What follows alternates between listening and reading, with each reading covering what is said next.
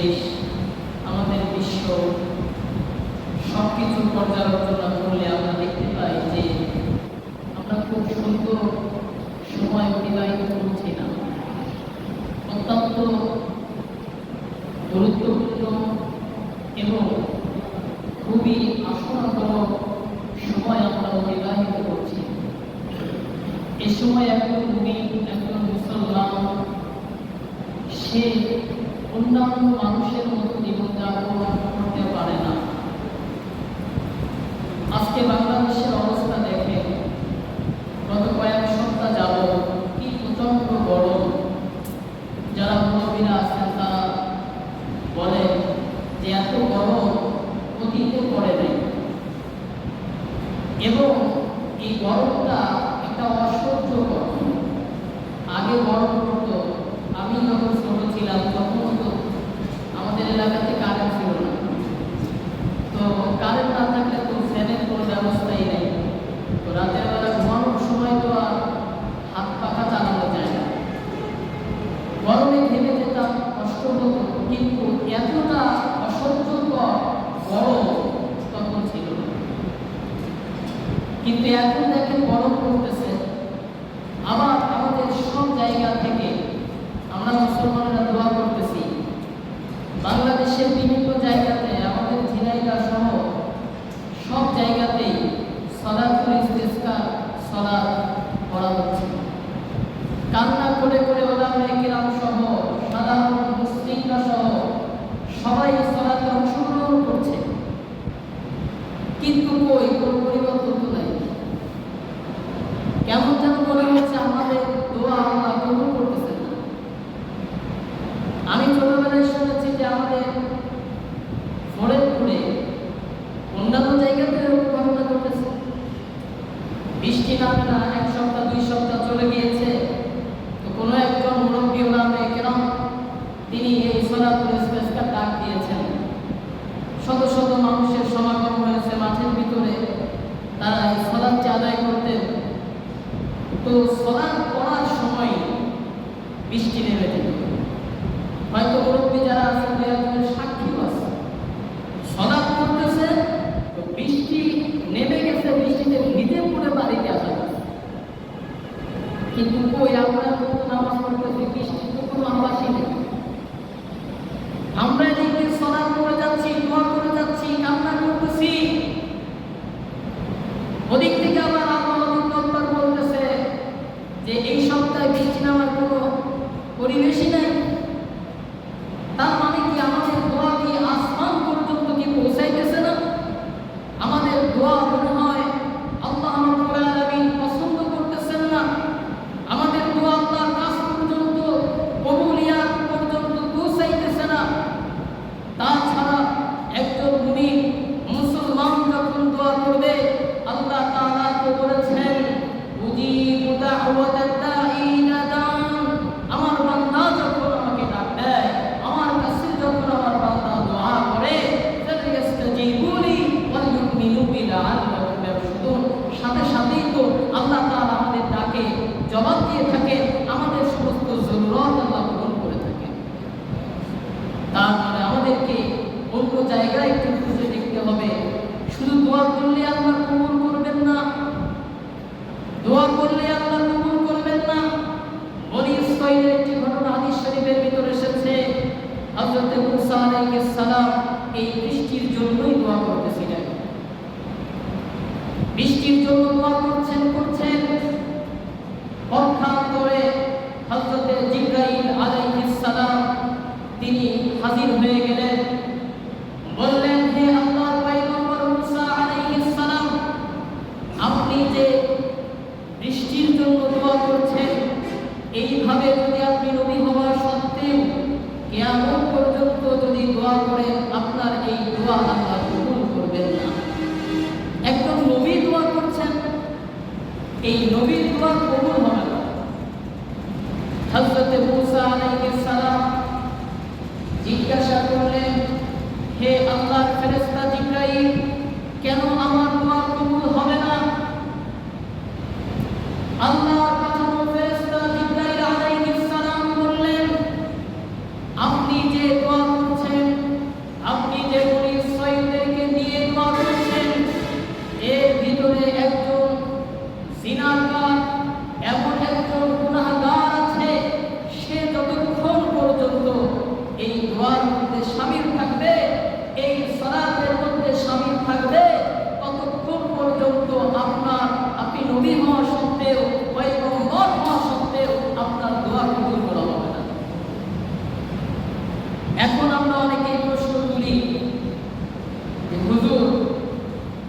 সালাতুল ইস্তিসকা সালাত কত বড় বড় উলামায়ে কেরাম পড়াচ্ছে, উলামায়ে কেরামদের দোয়ায় মনে হয় 100 নাই। উলামায়ে কেরামের দোয়ায় 100 আছে, আমাদের ভিতরে ভেজাল। এখানে পয়গম্বরের দোয়া কবুল হচ্ছে না, সেখানে আমি নাজিমুদ্দিন আমার মতো উলামায়ে কেরাম যারা আছে তারা কোথাকার কে? যেখানে সালাতুল ইস্তিসকা সালাত করা হচ্ছে, দোয়া করা হচ্ছে, ওর ভিতরে 500 জন মানুষ থাকলে তার ভিতরে খুঁজে দেখেন কতজন জিনাকার আছে, কতজন হারামখোর আছে, তার ভিতরে কতজন মানুষের মাথায় বাড়ি দিয়ে টাকা উপার্জন করে টাকার পাহাড় করেছে, তার হিসাব করে দেখেন কতজন। যতক্ষণ পর্যন্ত এদেরকে সরানো না হবে ততক্ষণ পর্যন্ত দোয়া হবে না।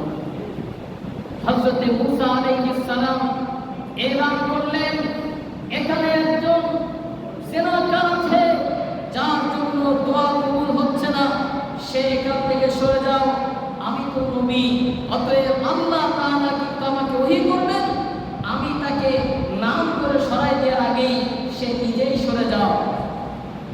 ওই ব্যক্তি তখন লজ্জিত হয়ে গিয়েছে, নিজের গুনাহের খবর দুনিয়ার কেউ না জানলেও নিজে তো ভালো করেই জানে। তিনি এইবার আল্লাহর কাছে তওবা শুরু করলেন, আল্লাহর কাছে মনে মনে কান্নাকাটি শুরু করলেন, এমন ভাবে তওবা করলেন সাথে সাথে বৃষ্টি নাজিল হয়ে গেল। হযরত মুসা আলাইহিস সালামের কাছে জিবরাইল আমিন উপস্থিত। মুসা আলাইহিস সালাম বললেন, হে আল্লাহর পাঠানো ফেরেশতা জিবরিল, একটু আগে আপনি বললেন বৃষ্টি হবে না, কারণ এর ভিতরে একজন গুনাহগার আছে, কিন্তু এখনই বৃষ্টি হলো, কেউ তো এখান থেকে বের হয়ে যায়নি, কেন বৃষ্টি হলো?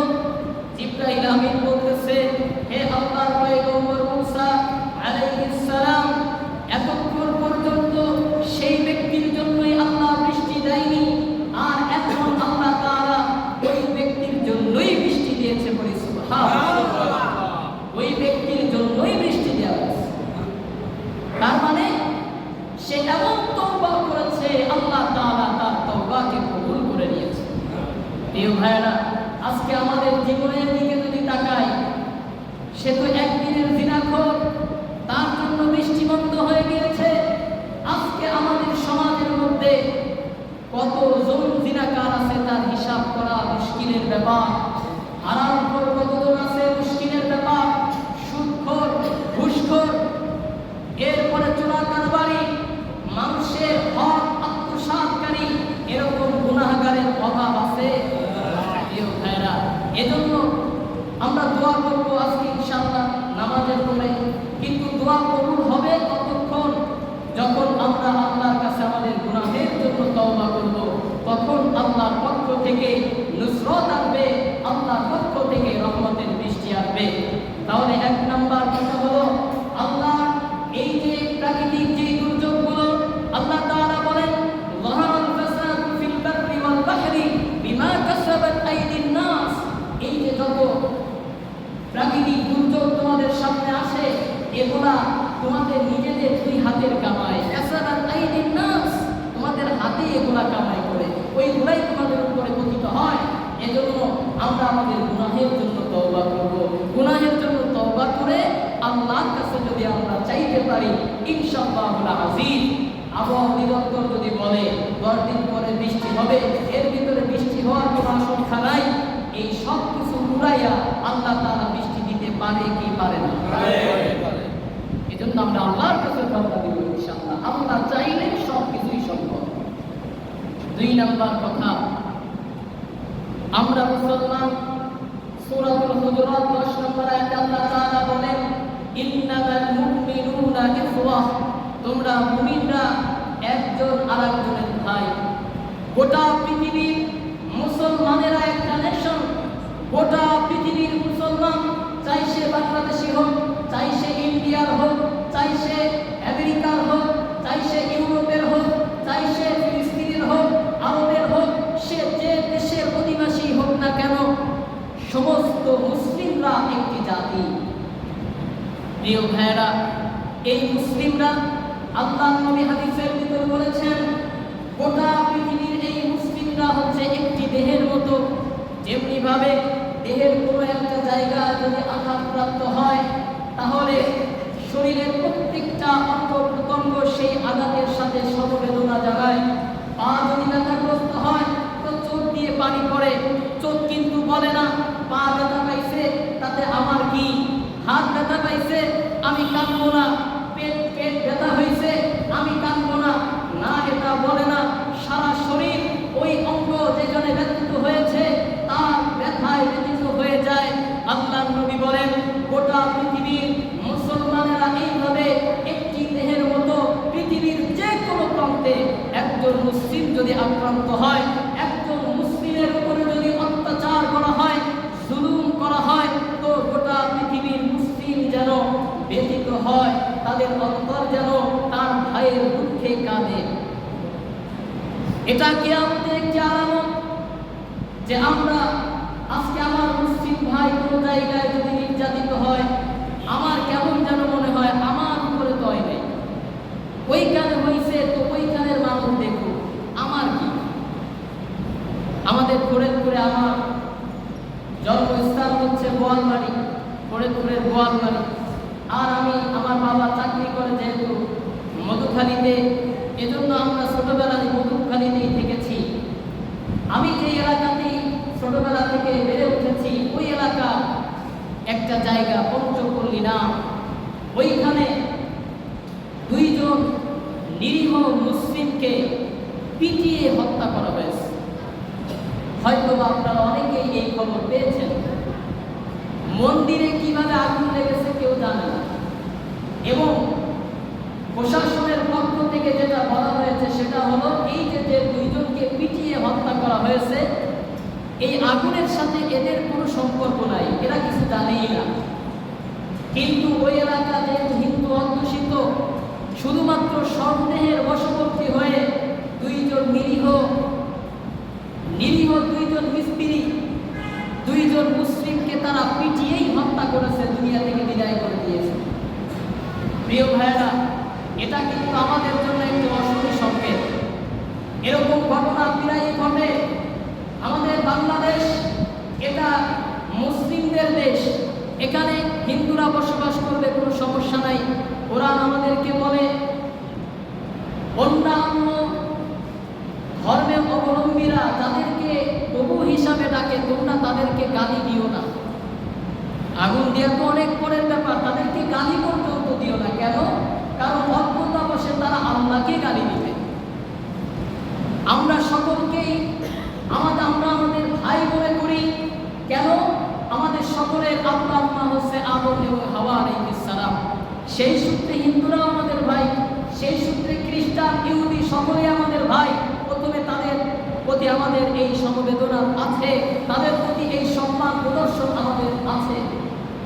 প্রিয় ভাইরা, তবে তাদের সাথে আমাদের বিরোধ হলো তারা আমার আল্লাহ ইবাদত করে না, তারা আমাদের আল্লাহর সাথে শিরিক করে, তারা মূর্তি পূজা করে।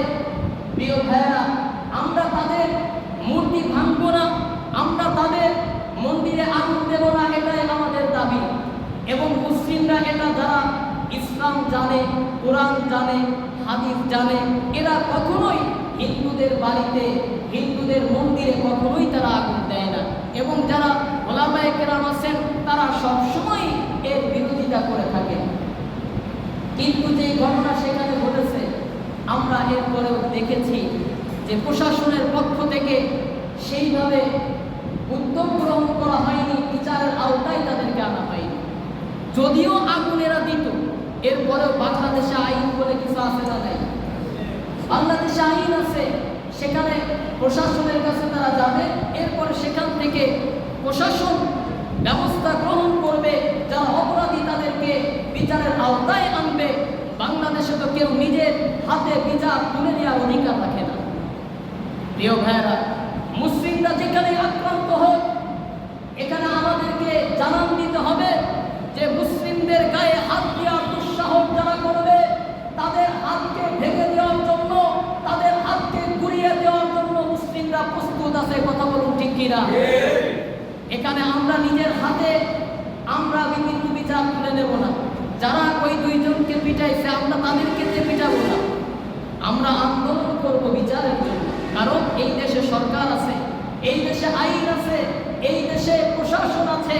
আমরা আন্দোলন করব, আমরা মিছিল করব, আমরা আমাদের পক্ষ থেকে দাবি জানাবো, যারা এই অপসংস্কৃতি এবং যারা এই অপকর্ম অপরাধ যারা করতেছে তাদের বিরুদ্ধে বাংলার মুসলমানদের অবস্থান আছে, ছিল এবং ভবিষ্যতেও থাকবে ইনশাআল্লাহ। প্রিয় ভাইরা, এই অবস্থানের আলোকে যখনই আমাদের কাছে ডাক আসবে, আমরা আমাদের পক্ষ থেকে, হতে পারে সেটা ফেসবুকে একটা শেয়ারের মাধ্যমে, হতে পারে সেটা ফেসবুকে একটা কমেন্টের মাধ্যমে, হতে পারে আমরা আমাদের কথার মাধ্যমে, আমরা আমাদের বাজারের আলোচনার মাধ্যমে, সব জায়গাতে যাতে করে মুসলমানদের ভিতরে এই মুসলিম প্রীতি এবং জাতি প্রীতি যাতে আমাদের ভিতরে বেড়ে ওঠে, সেজন্য আমাদের এই আলোচনা আমাদের সব জায়গাতেই ছড়িয়ে দিতে হবে। আল্লাহ তাআলা আমাদেরকে একতাবদ্ধ হয়ে ইসলামের রজ্জুকে আঁকড়ে ধরার তৌফিক দান করুন। সকলেই করে আল্লাহুম্মা আমিন।